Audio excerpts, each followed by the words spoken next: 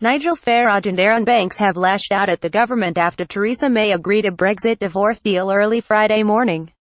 The former Ukip leader described the process as a humiliation, despite cheers from Brexiteer MPs such as Gove and Andrea Leadsom.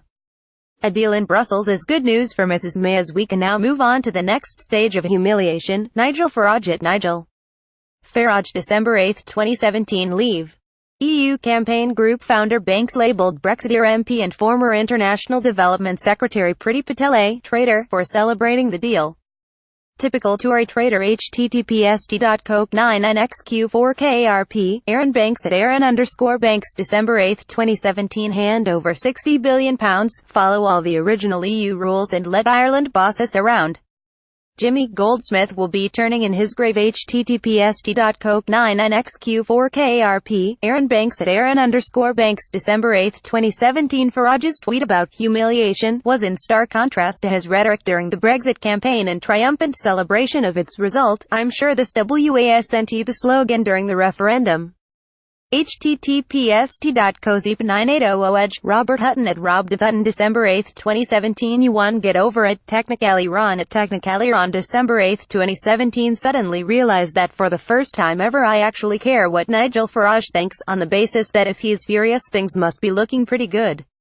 Hugo Rifkind at Hugo Rifkind December 8, 2017 May said the deal had required give and take on both sides, and after some tough negotiations, she had agreed the divorce bill, which is expected to total up to £50 billion. She also guaranteed rights for EU and UK citizens, including a continuing, time-limited role for the European Court of Justice, and new words on the crucial issue of Northern Ireland.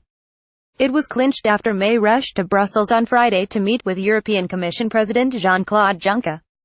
The agreement was announced early on Friday morning and means sufficient progress has been made for Brexit talks can move to the second phase of trade and security. Farage later told The Telegraph the European Court of Justice will be the ultimate arbiter of EU citizens' rights. This is not acceptable. He did not elaborate on further objections to the 15-page agreement, but he previously said, "No deal is better than a bad deal," and called paying tens of billions to leave a very bad deal on his LBC show. "I have always argued that no deal is better than a bad deal. Make no mistake about it, €55 billion to leave the EU is a very, very bad deal."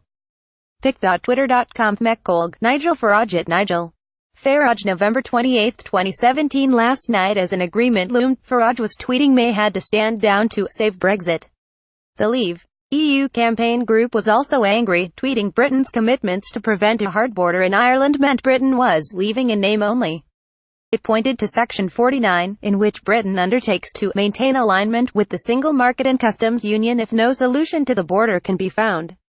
The last line of 49 reveals the fudge were leaving in name only. Folks. Pic.twitter.com Subzeburo, Leave EU United Kingdom at Leave EU official December 8, 2017 Complete capitulation UK-EU joint report. In the absence of agreed solutions, the United Kingdom will maintain full alignment with those rules of the internal market and the customs union which, now or in the future, support North-South cooperation.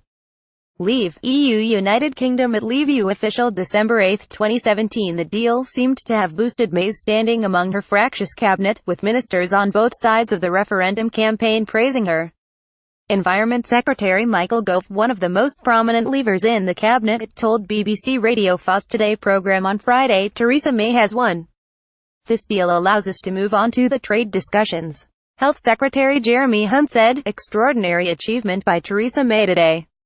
Against all odds, a deal delivered that confirms she is probably the only person in Britain able to deliver a good, clean Brexit." Time for Theresa May's critics to recognise her extraordinary strength and resilience which, whatever the hurdles ahead, will deliver Stage 2 just as it has delivered Stage 1. More Brexiteer European Union Nigel Farage Arron Banks suggest a correction.